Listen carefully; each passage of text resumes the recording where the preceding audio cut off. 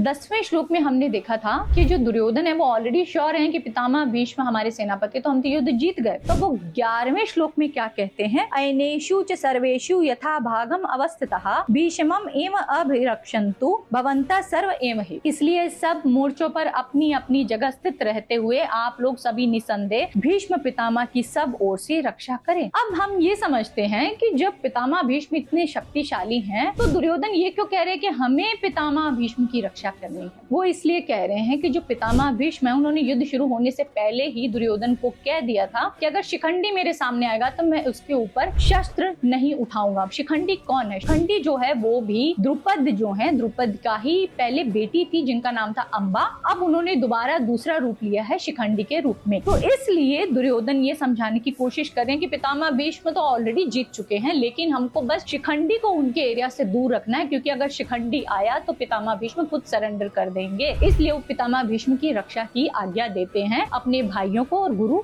द्रोण को। हमारे साथ श्रीमद् भगवद गीता की इस ज्ञान की गंगा को समझने के लिए हमारी इस सीरीज को फॉलो कीजिए। श्रीमन नारायण।